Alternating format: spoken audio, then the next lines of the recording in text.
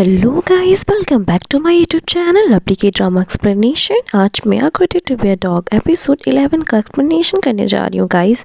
Starting में हमें miss हान को देखती हैं जो पत्थर रख के प्रे कर रही होती है और तभी वहाँ पे हमारा मेन लीड सियोन भी आता है जो कि मिस्टर जिन होते हैं और वो भी पत्थर रख कर के प्रे करने लगता है और मिस हान को ही देख रहा होता है। फिर शीन शिफ्ट होता है और हम देखते हैं मिस्टर वैक्यूम को जो कि नूना के हॉस्पिटल में गया होता है जहाँ पे वो उसके अंकल डॉग जूल को कुछ मैजिक कर रहा होता है। बट हमें यहाँ पे समझ में तो नहीं आता कि वो क्या मैजिक कर रहा है। पर अगले ही सीन में हम उसकी फैमिली को देखते हैं जिसमें मिस हान की फैमिली बहुत ही ज़्यादा परेशान होती है और हान भी बहुत ही ज़्यादा रो रही होती है क्योंकि उसके अंकल का वहाँ पे ऑपरेशन चल रहा होता है जो कि अब कोई और नहीं कोताही ही कर रहा होता है। यहाँ पे पता चलता है कि उसके अंकल की कंडीशन बहुत ही ज़्यादा सीरियस होती है। सभी बहुत ही ज़्यादा सैड होते हैं। कोई उम्मीद नहीं होती कि अंकल की तबीयत इतनी ज़्यादा ख़राब कैसे होगी। फिर हम सीन में देखते हैं जहाँ पे हमारे वाइस प्रिंसिपल और वो क्यों होते हैं जो दोनों एक दूसरे से बात कर रहे होते हैं कि अब क्या होने वाला है। फिर वहाँ से वो चले जाते हैं। ये सब कुछ उसी का प्लान होता है। फिर अगले ही सीन मॉर्निंग में हमें दिखाया जाता है जहाँ पे बोगियम बाहर होता है और तभी वहाँ पे जिया आती है और उससे कहती है कि मैं सब कुछ जान चुकी हूँ और मुझे तुम्हारे बारे में पता है। तुम वही हो ना जो माउंटेन ऑफ स्प्रिट जो अपना घर छोड़ करके कार पे रह रहा है और इस तरह से तुम्हें रहना नहीं चाहिए क्योंकि तुम्हारी भी लाइफ है और तुम्हें भी खुश रहना चाहिए। और मैं उस मेमोरी को याद कर चुकी हूँ जो मैंने तुम्हारे साथ बिताया था और मुझे पता है कि मेमोरी में मैं ही थी जो तुम्हारे साथ थी। तभी उसे यहाँ पे ये बात याद आती है जब जो ने उससे कहा था कि कोई भी बात हो मेमोरीज दो लोगों के बीच की होती है।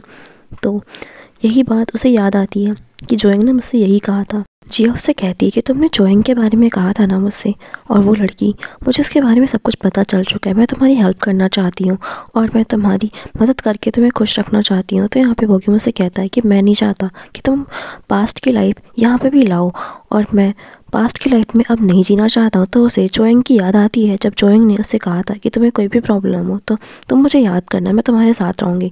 यहाँ पे भी जिया उसकी हेल्प करने की बात कर रही होती है बट बोगी मुझे मना कर देता और कहता है कि तुम अपनी लाइफ अच्छे से जियो और मुझसे दूर रहो और वहाँ पे उसे ये बोल के चला जाता है। फिर अगली सीन में हम देखते हैं कोताय उसके अंकल को गाड़ी में बैठा रहा होता है और सभी लोग वहाँ पे खुश होते हैं क्योंकि उनकी तबीयत ठीक हो चुकी होती है।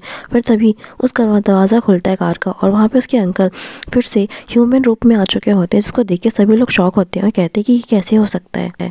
मेंबर्स में सभी लोग अंकल से पूछ रहे होते हैं कि तुम्हें कैसे हो, तुम कैसे ह्यूमन कैसे बने। उसकी बहन उससे पूछ रही होती है। यहाँ पे नूना भी पूछ रही होती है अंकल आप कैसे, आप ह्यूमन में कैसे कन्वर्ट हो गए। सभी थोड़े शॉक होते हैं बट यहाँ पे हान भी उनसे पूछ रही होती है आप ठीक हैं। बट सभी लोग खुश भी होते हैं। वहाँ पे उसकी नूना कहती है कि तुम ठीक तो हो ना। तो यहाँ पे उसका भाई मामा कहता है कि मुझे दीदी भूख लगी है। तो वहाँ पे उसके लिए फूड लाती हैं और वो फूड को देखते ही तुरंत खाने लगता है और वो भी अभी भी डॉग की तरह हरकतें कर रहा होता है। तो सभी लोग उसे कहते हैं कि फॉक्स से खाओ, तुम इंसान हो। और फिर वो ड्रिंक भी पीता है और ड्रिंक पीने के बाद वो और भी ज़्यादा खुश होता है। सभी लोग खुश होते हैं उसे इस तरह से देख करके और सभी लोग उसे कह रहे होते हैं कि तुम इंसान की तरह बिहेव करो, कोई बात नहीं, आराम से खाओ। और सभी लोग उसे कंफर्ट कर रहे होते हैं और खुश भी होते हैं। और यहाँ पे सभी थोड़े से शौक होते हैं कि ये कैसे इतने जल्दी इंसान कैसे बन गया। यहाँ पे हान की मॉम उससे पूछ रही होती कि तुम कैसे इंसान कैसे कन्वर्ट हो गए क्योंकि ये तो हमारी फैमिली का बहुत ही बड़ा कर्ज था। तो यहाँ पे उसके अंकल बताते हैं कि मुझे तो नहीं पता बट मैं सुबह जब देखा तो मेरे फर्ज सारे चले गए थे। यही सारी बातें फैमिली वाले बातें कर रहे होते हैं।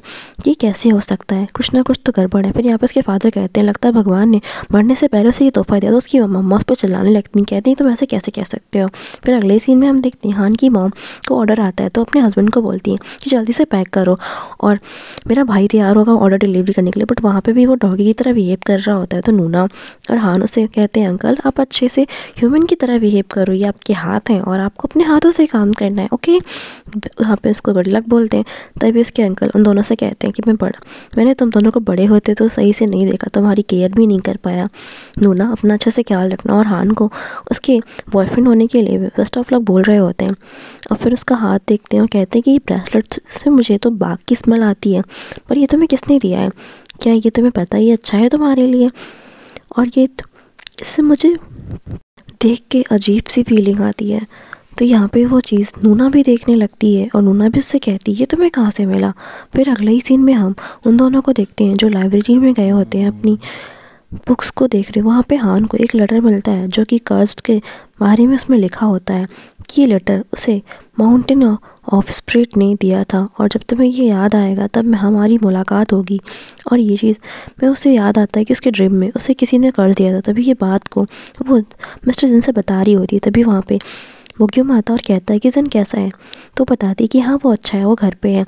तो वो उसे कहता है कि तुम्हें तो खुशी हो रही होगी ह्यूमन को डेट करने में। तो यहाँ पे थोड़ी शॉक हो जाती है हान और कहती है क्या मतलब है आपका। तो वो हंसते हुए कहता है कि तुम एक डॉग हो ना, तुम एक डॉग फॉर्म में ह्यूमन हो और तुम्हें एक रियल ह्यूमन को डेट करते हुए कैसा लगता है। बट यहाँ पे उसकी बात को इग्नोर करके जाने लगती है। तभी वो देखती है कि वो सही कह रहा था कि वही माउंटेन ऑफ स्पिरिट है। तो यहाँ पे बोग्यूम आता और कहता है कि जब तुम्हें याद आएगा ना कि मैं कौन हूँ, तो तुम्हें समझ में आ जाएगा कि तुम्हारा मेरे साथ क्या रिलेशनशिप है। तभी वो देखती है कि फिर उसकी नूना फिर से इंसान बन चुकी है। तो उसके पास जाती कहती नूना आप ठीक तो हो ना। तो उसकी नूना कहती मुझे क्या हुआ है, तुम घर में जाओ और अपने कपड़े बदलो। और यहाँ पे हान तो परेशान होती है कि ये सब क्या हो रहा है। फिर हान अपने रूम में पिक्चर्स की एल्बम देख रही होती है जिसमें वो एक पिक्चर को देखती है जिस पिक्चर में वो सभी चिल्ड्रन होते हैं। और तभी उसको एक सीन याद आता है बचपन का जिसमें वो सभी बच्चे होते हैं, जहाँ पे उसका चाइल्डहुड टाइम का होता है, जिसमें बोग्यूम आता है और उन्हें वो ब्रेड देता है खाने के लिए। और वहाँ पे वो सभी लोग थैंक यू बोल रहे होते हैं। और यही पिक्चर होती है जिसमें वो मिस्टर बोग्यूम को देखती है। फिर अगले ही दिन हम सुबह मॉर्निंग में स्कूल में मिस हान और जिन को साथ में देखते हैं जो उसी पिक्चर को देख रहे होते हैं। यहाँ पे हान उन सारी बातों को जिन से डिस्कस कर रही होती है और कह रही होती है कि कैसे हो सकता है ये सब कुछ। फिर हम जिया को देखते हैं जो कि स्टाफ रूम की तरफ जा रही होती है। और वहाँ पे यूनसाई पूछती है कि क्या हुआ, तो उसे कुछ जवाब तो नहीं देती है जिया। फिर वहाँ से चली जाती है। फिर वो उसी जगह पर जाती है जहाँ पे मिस्टर बोग्यूम का हिस्ट्री वाला सामान होता है। वहाँ पे वो वाइस प्रिंसिपल को लोमड़ी की तरह उसकी पूछ लटकते हुए देखती है और आती है और कहती है कि तुम वही हो ना, 9 पूछ वाली लोमड़ी। तो वाइस प्रिंसिपल कहते हैं कि क्या कह रही हो तुम। तो वो कहती है कि तुम वही लोमड़ी हो ना जो माउंटेन ऑफ स्पिरिट के साथ रहता था ना, तुम अभी भी उसके साथ यहाँ पे रह रही हो। तो हम देखते हैं कि बोग्यूम वहाँ पे वाइस प्रिंसिपल उसी तरह से पोछा लगा रहा होता जब वो लोमड़ी भी होता था, तो माउंटेन स्पिरिट का सारा काम करता था। यहाँ पे वो माउंटेन स्पिरिट से कह रहा होता है कि जिया को हमारे बारे में पता चल चुका है ना। तो वो कहता है कि तुम्हें कैसे पता कि जिया को हमारे बारे में पता चल चुका है। तो वो कहता है कि क्यों नहीं हम उन सारी चीज़ों को भूल के अपनी लाइफ में वापस चले जाएं। वाइस प्रिंसिपल कह रहा होता है कि जिया को सब कुछ याद आ चुका है और जिया भी यहाँ पे है और तुम्हें अपनी लाइफ फिर से शुरू करनी चाहिए और ये सब भूल जाओ। तो बोग्यूम से कहता है कि मैं बहुत आगे आ चुका हूँ और मैं अब माउंटेन स्पिरिट नहीं हूँ और मैं अब ये सब कुछ नहीं भूल सकता हूँ। जिन लोगों ने जो किया है उसे सफ़र करना पड़ेगा। अगले सीन में हम देखते हैं जिन बोग्यूम के पास आ रहा होता है और उससे कहता है कि तुम क्या कर रहे हो, और उसे वही पिक दिखाते हुए कहता है। तो यहाँ पे बोग्यूम उससे कहता है वो ये पिक तो बहुत पुरानी है और तुम हान को डेट कर रहे हो यहाँ पे। तो जिन कहता है कि तुम हान के साथ क्या करना चाहते हो और तुम क्या कर रहे हो। तो यहाँ पे वो कहता है कि तुम्हें धीरे धीरे पता चल जाएगा। बोग्यूम की बात सुन के बोग्यूम उससे कहता है कि धीरे धीरे पता चल जाएगा कीडो। ये सुनने के बाद जिन को याद आता है कि जब वो छोटा होता है तो उसके साथ एक इंसिडेंट हुआ होता है जिसमें वो डॉगी को देखता है और वो देख के डर जाता है और वो डॉगी उसकी तरफ ही बढ़ रहा होता है। कुत्ते को देख के जिन तो गिर जाता है। तभी वहाँ पे वो देखता है कि वो कुत्ता रुक चुका है। वो किस वजह से रुका होता है, क्योंकि वहाँ पे बोग्यूम ने उस डॉगी को रोक दिया होता है और वही डॉगी बोग्यूम वहाँ पे जाके कहता है कि कीडो तुम कैसे हो। और यही चीज़ यहाँ पे वो जिन उसे थैंक भी कहता है कि thank you so much uncle, आपने मुझे बचाया। और यहीं पे उसे याद आता है कि ये वही है जिसने मुझे तब बचाया था। और वो सोच रहा होता है कि क्या सच में इसने मुझे बचाया था। और बोग्यूम भी सामने से स्माइल कर रहा होता है। दिन बोग्यूम से कहता है कि ये सब क्या है। तो बोग्यूम से कहता है कि सब कुछ तुम्हें पता चल जाएगा, तुम परेशान मत हो और तुम धीरे धीरे सब कुछ जान जाओगे। और ये कह के वहाँ से चला जाता है। फिर हम कुत्ताई को देखते हैं जो कि वॉलंटियर करने के लिए सियोल से बाहर आया होता है। वहाँ पे वो बहुत से लोगों की हेल्प कर रहा था। वो लोग भी उसे स्वीट्स दे रहे होते हैं। वहाँ पे और गरीब लोगों के कुत्तों को फ्री में ट्रीट करने के लिए आता था। और वहाँ पे एक आंटी उसे बहुत ही ज़्यादा ब्लेसिंग दे रही होती है और कहती है कि तुम बहुत अच्छे हो और तुम हमारे लिए यहाँ पे इतनी दूर आते हो। फिर वहाँ पे हम नूना को भी देखते हैं जो सभी लोगों को खाना भी सर्व कर रही होती है। तो वो अंकल उनसे कहते हैं कि लड़की कौन है। तो वो हंसने लगता है। वहाँ पर वो आंटी भी उससे कहती हैं क्या ये तुम्हारी फ्रेंड है। तो ताई ये सब सुन के हंस रहा होता है और कहता है कि हाँ वो मेरी फ्रेंड है। और अब फिर वो दोनों मिल करके वो लोगों के द्वारा लाया हुआ लंच खा रहे होते हैं। और वहाँ पे उससे कह रही होती है नूना कि मुझे नहीं पता था तुम यहाँ पे इतना मज़े का काम करने के लिए आते थे और तुम इतने इंटरेस्टिंग भी काम कर लेते हो, मुझे तो लगता है तुम बहुत बोरिंग हो। तो ये सुनने के बाद फिर उसे याद आता है कि हमें तो बोट की टिकट लेना होता है। वो दोनों दौड़ के जाते हैं वहाँ पे और पूछते हैं कि क्या बोट्स की टिकट अभी अवेलेबल होगी। तो वहाँ पे वो लेडी बताती है कि बोट तो जा चुकी है। ये नूना कुताया को इस तरह से देखती है कि जैसे एक वाइफ अपने हस्बैंड को देख रही है और उसको मार डालने वाली है। उससे कहती है, तब उन दोनों को एक किराए के रूम में रहना पड़ता है वहाँ पे। नूना कुताया से कह रही होती, तुम्हारी वजह से हमें छोटे से कमरे में रहना पड़ा, तुम इतनी बड़ी गलती कैसे कर सकते हो, तुम बोट का टिकट क्यों नहीं लिया तुमने। यहाँ पे उसे मारने लगती है और यहाँ पे उन लोगों की क्यूट सी फाइट होने लगती है और वो दोनों इतने क्लोज आ जाते हैं ना फाइट करते हुए कि उन्हें याद भी नहीं आता कि हम क्या करने जा रहे हैं। और यहाँ पे एक ऐसा मोमेंट क्रिएट होता है कि जहाँ पे वो दोनों एक दूसरे को ही देखते रह जाते हैं। फिर उन्हें याद आता है कि क्या करने जा रहे हैं हम दोनों। फिर यहाँ पे कुताया अपना मुँह उधर कर लेते हैं और नूना भी अपना मुँह उधर कर लेते हैं और कहती है कि मैं जा रही हूँ बाहर, मुझे काम है कुछ। और वहाँ से वो शर्माते हुए निकल जाती है। फिर हम देखते हैं हान की मॉम को जो अपने भाई को फ़ोन दिला रही होती हैं और कह रही होती हैं कि चलो तुम्हें नया फ़ोन मिल चुका है और अपनी लाइफ को आगे अच्छे से जीना। और उसकी माँ कह रही होती है कि तुम क्या करने वाले इस नए फ़ोन से। तो उसका भाई भागने लगता है और उसकी माँ को समझ में आ जाता है कि तुम अपनी गर्लफ्रेंड को कॉल करने वाले हो। उसकी बहन वहाँ पर डांट रही होती, तभी वो भाग रहे होते हैं और तभी उसका अंकल वो डॉगी में कन्वर्ट हो जाता है। ये बात उसकी माँ हान को बताती है और हान ये सब सुनने के बाद वहाँ से जा ही रही होती है। तभी वहाँ पे बोग्योम आ जाता है और बोग्योम कहता है कि तुम्हें कुछ याद आया अभी तक नहीं। तो यहाँ पे मिसान उससे कहती है कि तुम क्या चाहते हो मेरी लाइफ में, तुम क्यों ऐसा कर रहे हो मेरे साथ। तो यहाँ पे बोग्योम उससे कहता है कि तुम्हें कुछ याद है। तभी वो हान वहाँ पे बैठ जाती है। तभी वहाँ पे हमें फ्लैशबैक में सीन दिखाया जाता है जिसमें मिसान और बोग्योम दोनों साथ में है। वहाँ पे सियोन की डेथ हो चुकी होती है और बोग्योम उससे कह रहा होता है कि तुम्हारी वजह से सब मर चुके हैं जिसे मैं प्यार करता था, तुम्हारी लेडी मिस चोंग और उसका बेबी जो मेरा डॉग था वो भी मर चुका है। तो तुम क्या चाहती हो, मैं तुम्हें मार दूँ। तो यहाँ पे हान उसे कह रही होती है कि मुझे माफ़ कर दो, मैं मरना नहीं चाहती हूँ। तो वो कहता है कि तुम क्यों जिंदा रहना चाहती हो, क्यों। तो बोलती है मैं प्रेग्नेंट हूँ और मैं अपने बच्चे को जीने देना चाहती हूँ। तो वो कहता है कि ये सब तुमने क्यों किया है, तुमने पहाड़ी पे सैनिक क्यों लाए थे, क्या तुमने ये सब सियोन के लिए किया है, ये सिर्फ तुमने अपने लिए किया है और अपने बच्चे के लिए किया है। यहाँ पे मार्क सियोन कुछ भी नहीं कह रही होती है जो कि हान का उस टाइम पास टाइम का नाम होता है और हान उससे कह रही होती है कि मैं अपनी ज़िंदगी नहीं चाहती हूँ, बस तुम मेरे बच्चे को जीने दो प्लीज़। तो बोगी मुझसे कह रहा होता है क्या तुम अपने बच्चे को जीने के लिए तुमने हमारी सबकी ज़िंदगी ख़राब कर दी। तो बोगी मुझसे कहता है कि ठीक है मैं तुम्हारे बच्चे को नहीं मारूंगा, बट मैं वहाँ पे उसे वो श्राप दे देता है और कहता है कि तुम्हारी आने वाली पीढ़ी दर पीढ़ी सभी कुत्ते में बदल जाएंगी और जब वो किसी लड़की को किस या किसी को भी सच्चे प्यार में होंगे और वो किसी को किस करेंगे तो वो डॉगी बदल जाएंगे और उन्हें इस कर्ज से मुक्ति मिलने के लिए उन्हें दोबारा किस करने होगा। तभी हमें ये सीन दिखाया जाता है जहाँ पे हान को सब कुछ याद आ चुका होता है और उससे बोग्योम कह रहा होता है कि तुम सोच लो ये सब कुछ मैंने इसलिए किया था जिससे कि तुम और जिन एक दूसरे के करीब आ जाओ और फिर से तुम्हारा कर्ज स्टार्ट हो जाए। जब तुमने पहली बार जिन को किस किया था तुम्हें याद है वो दिन कब कौन था, वो सब कुछ मेरी प्लानिंग थी कि जिससे कि तुम दोनों एक दूसरे के प्यार में पड़ जाओ। और यहाँ पे बोग्योम में सान से कह रहा होता है मैंने सब कुछ इसलिए किया कि तुम्हें मेरे दर्द का एहसास हो। क्या तुम अब क्या चाहती हो, मैं वो कर्ज हटा सकता हूँ। तुम मुझे ये बताओ क्या तुम अभी भी सियोन के साथ रहना चाहती हो, अपनी ज़िंदगी जीना चाहती हो, या तुम उसे भूल करके अपनी लाइफ में उस कर्ज को हटाना चाहती हो। और उससे कहता है अगर तुम सियोन को भूल जाओगी तो तुम्हारा कर्ज हट जाएगा, अगर तुम्हें सियोन के साथ ज़िंदगी जीनी है तो ये कर्ज तुम्हारा पीढ़ी दर चलता रहेगा। तुम्हें ही चूज़ करना होगा तो कि तुम्हें क्या चाहती हो। यहाँ पे मिसान के पास कुछ भी कह नहीं पा रही होती है और यहाँ पे मिसान सिर्फ रो रही होती है और रोती रह जाती है। वो कि वहाँ से चला जाता है और मिसान तो बहुत ही ज़्यादा सैड होती है कि उसके पास अब कुछ करने के लिए था नहीं। सीन में जिन बोग्योम के पास आ जाता है और कहता है कि तुम क्या कर रहे हो और तुम क्या करने की कोशिश कर रहे हो, तुम क्या चाहते हो, तुम हम दोनों को अलग नहीं कर सकते हो। तो बोग्योम से कहता है कि मैं क्या कर सकता हूँ क्या नहीं कर सकता, तुम्हें क्या करने की बात कर रहे हो और मैं जो कर सकता हूँ मैं वो करूँगा। तो यहाँ पे जिन उसे कह रहा होता है कि तुम चाहे जो कुछ कर लो, मैं कभी भी तुम्हें तुम्हारे काम में कामयाब नहीं होने दूंगा। तो बोग्योम उसे कहता है कि तुम्हें याद है कि मैं किस दर्द से गुजर रहा हूँ, तुम दोनों की वजह से मैंने कौन कौन से दर्द झेले हैं।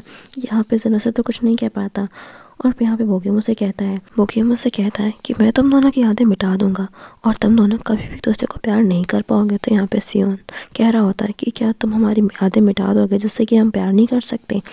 ऐसा कुछ नहीं होगा। तो बोगीम कहता है ठीक है, देखते हैं कि क्या होगा। फिर हम देखते हैं कि जिन बाहर आ जाता है और कार से जा रहा होता है और उस कार में हान भी होती है। वो दोनों बहुत ही ज़्यादा सैड होते हैं। यहाँ पे वो दोनों एक दूसरे से कुछ भी नहीं बोल रहे होते हैं क्योंकि वो अभी भी उन्हीं चीज़ों को सोच करके सैड होते हैं। बट मिसान अपना हाथ उसके हाथ पे रखती है और कहती है कि जो भी कुछ हो हम हमेशा साथ में रहेंगे। जिन भी उसे देख के कह रहा होता है कि हाँ हम हमेशा साथ में रहेंगे। फिर वो दोनों एक दूसरे के साथ सी के साइड में आए होते हैं और वहाँ पे बैठे होते हैं। वहाँ पे जिन उससे कह रहा होता है कि तुम परेशान मत हो। तुम्हें याद है कि जब मैं तुम्हारे साथ रिलेशनशिप में आया था क्यों आया था? जब मैंने तुम्हें पहली बार देखा था ना, तभी से मैं तुम्हारे प्यार में पड़ गया था। और तुम्हें क्यों लगता है अगर वो इंसान हमारी यादें मिटा देगा तो क्या मैं तुम्हें भूल जाऊँगा? कभी भी नहीं भूलूँगा। अगर हम एक दूसरे को भूल भी जाते हैं तो हमारी फीलिंग्स हमेशा हमारे साथ रहेंगी, जिसकी वजह से हम फिर से करीब आ जाएंगे। देखना हम दोनों फिर से प्यार में पड़ जाएंगे। और ये कहते हुए वो मिसान को हक कर लेता है और उसे कंसोल करता है कि हम कभी भी जुदा नहीं होंगे। फिर हमें फ्लैशबैक का सीन दिखाया जाता है जो कि उनकी पास्ट लाइफ होती है, जहाँ पे वो जिन मिसान को देख कर के दूर से ही देख रहा होता है और मिसान फ्लावर्स को ले रही होती है और उसके करीब आता है और उसे वो फ्लावर्स उठा के उसके हाथ में देता है और कहता है कि तुम्हें ये मौसम कैसा लग रहा है? यहाँ पे मिसान शर्मा रही होती है। हान इन फ्लावर्स को पाके बहुत ही ज़्यादा खुश होती है और यहाँ पे जिन भी उसके साथ बहुत ही ज़्यादा खुश होता है। यहाँ से पता चलता है कि वो दोनों सच में एक दूसरे से बहुत ही ज़्यादा प्यार करते हैं। ये सब कुछ जिया ने भी देखा था कि वो दोनों एक दूसरे के साथ हैं और वो बहुत ही खुश हैं। ये सब कुछ देख करके जिया को भी बहुत खुशी हुई थी कि उसके लिए काम जो उसके साथ है वो किसी से प्यार में है। फिर हम जिन को देखते हैं जो उसके घर में आता है। यहाँ पे वो उसका नौकर होता है और कहता है कि यंग मास्टर आ चुके हैं। और यंग मास्टर बार बार आते हैं जो कि मिसान के लिए कुछ ना कुछ गिफ्ट लेके आते हैं। और यहाँ पे वो नौकर उन्हें देखता रहता है कि हर दिन क्यों आते हैं। और हमारा यंग मास्टर तो हर दिन आता है क्योंकि उसे हमारी ही मेन लीड से तो प्यार है, जो कि हमारी फीमेल मेन लीड मिसान है। ये सब कुछ देख करके वो नौकर भी शौक हो जाता है। फिर एक दिन आता है हमारा जिन, तो वहाँ पर नौकर नहीं होता है, दरवाजे को नॉक करता है। फिर वो जब देखता है कि मिसान अकेले है तो वो उसके पास चला जाता है।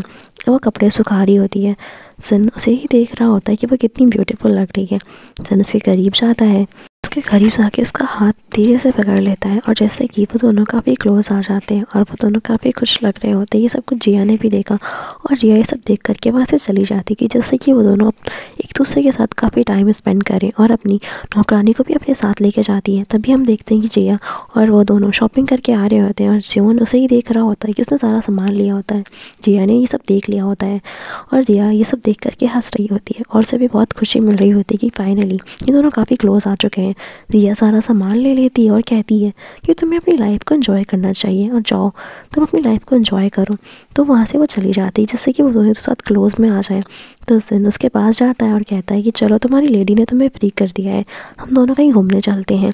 तो यहाँ पे मिसान शर्मा रही होती है और उसके साथ जाने लगती है। तभी हम वहाँ पे देखते हैं कि वहाँ पे योनसाई आ जाती है जो कि प्रेजेंट टाइम में जो टीचर है वो भी जिन को पसंद कर रही होती है।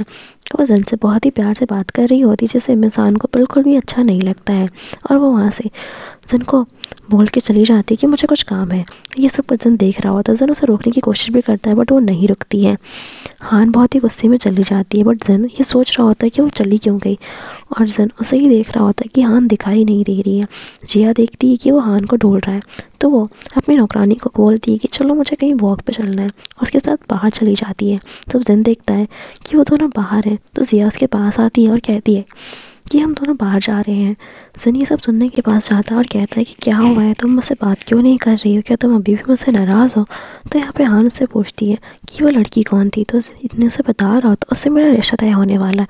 ये सुनने के बाद तो हान बिल्कुल भी नहीं बोल रही होती। जिन उसे समझा रहा होता है कि मैं उससे शादी नहीं करना चाहता हूँ और मैं सिर्फ तुमसे प्यार करता हूँ और तुम्हारे अलावा तो मेरी लाइफ में कोई नहीं है। तुम्हें तो पता है ना कि मैं तुमसे कितना प्यार करता हूँ। ये सब सुनने के बाद भी हान उसे कुछ भी नहीं बोल रही होती और वो उससे कह रहा होता है कि मेरी तरफ देखो तो सही, मैं तुमसे कितना प्यार करता हूँ और हम दोनों एक दूसरे के साथ भाग जाएंगे और कहीं अपनी ज़िंदगी जिएंगे पहाड़ों के पास में। ये सब सुनने के बाद हान और दोनों एक दूसरे को किस कर लेते हैं और यहाँ पे दोनों इंटीमेट हो जाते हैं एक दूसरे के साथ। फिर हमें मॉर्निंग का सीन दिखाया जाता है जहाँ पे हम उसी मास्टर को देखते हैं जो हमारे जिन को ऑर्डर दे रहा होता है कि जाके उस लेडी को ले आओ जो सो ट्रेटर की वाइफ है और वो प्रेग्नेंट है। और ये सब सुनने के बाद वहाँ से सियोन तेज़ी से भागता है और उसके घर पे पहुंचता है, जो कि सीन हमने आगे देखा था अगले एपिसोड में कि सियोन जाता है और उन सबको बचा करके कि ले जाता है। और वो जाता है वहाँ पे और कहता है कि जिया और हान से कहता है कि तुम यहाँ पे ट्रेटर्स और सारे सैनिक आने वाले हैं, तुम लोगों को जल्दी से निकलना होगा, नहीं तो वो तुम लोगों को पकड़ ले जाएंगे। और जेन उन लोगों को सेफली वहाँ से निकाल लेता है। बाहर आने के बाद मिस हान जिया को बचाने के लिए वहाँ से भागती है, तो सारे सैनिक उसके पीछे भागते हैं। तभी वहाँ पे जिन आ जाता है जो सारे सैनिकों से फाइट करता है और वो मिस हान को कहता है कि तुम सही सलामत से चली जाओ, जिया के पास जाओ और जिया का ख्याल रखने की ज़रूरत है तुम्हें, अपनी लेडी का ख्याल रखना और अपना भी, मैं बच के तुम्हारे पास ज़रूर आ जाऊँगा, समझ में आया। उसे आकर लेता है और कहता है कि तुम अपना ख्याल रखना। तभी यहाँ पे सारे सैनिक आ जाते हैं और वो मास्टर उससे कहता है कि मैं तुम्हें पहचानता हूँ क्योंकि तुम्हारी तलवार वही है। और उसको गिरफ्तार कर लेते हैं। हम इंसान को देखते हैं जो बहुत ही उदास रह रही होती है और वो भगवान से भी प्रे करती है कि आप मेरे बच्चे को और शियोन का और मेरी लेडी सबका ख्याल रखना और उन्हें अपनी लाइफ में खुशियाँ देना। और फिर हम देखते हैं कि मिस हान विलेज में आई होती है और वो हर जगह छिप कर के जा रही होती है। वो अपने घर में भी देखती है जहाँ पे शियोन रहता है, पर वहाँ पे देखती है सारे सैनिक खड़े होते हैं, जिससे कि वो वहाँ से छिप के चली जाती है।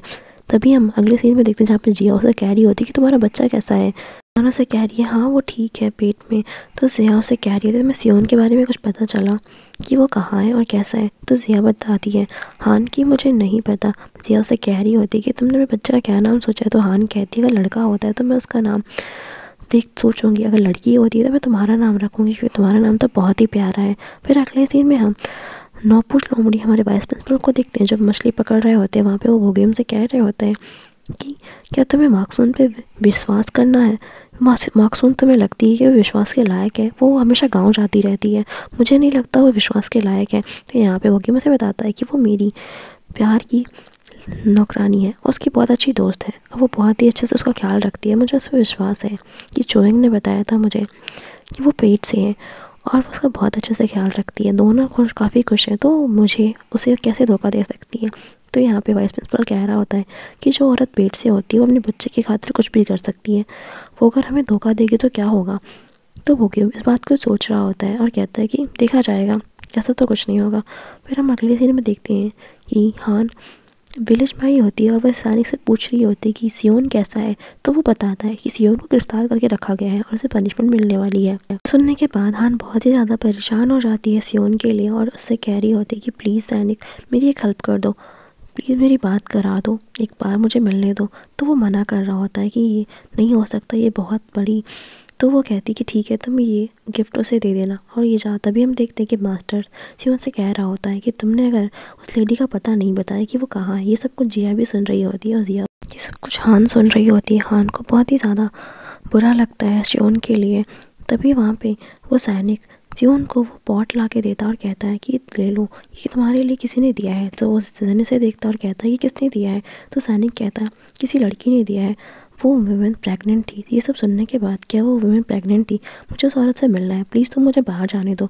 तो सैनिक के उस जन का बहुत ज़्यादा उपकार होता है। तो सैनिक कहता है ठीक है मास्टर मैं आपको जाने दे रहा हूँ, आपने मेरी बहुत मदद करी, चाहे कुछ भी हो जाए, अगर मुझे मौत भी मिल जाएगी तो मुझे कुछ नहीं होगा। मैं आप तभी वहाँ से सियोन बाहर निकलता है और हम देखते हैं कि मास्टर बाहर जा रहा होता है। तो हान उसके पैरों पे गिर जाती है और कहती है कि प्लीज़ सियोन को बाहर निकाल दीजिए, उसे पनिशमेंट मत दीजिए, मैं प्रेग्नेंट हूँ और मैं उसके बच्चे की माँ बनने वाली हूँ, प्लीज़ उसे माफ़ कर दीजिए। तो लीडर उसे कह रहा होता है कि मैं उसे माफ़ नहीं कर सकता हूँ।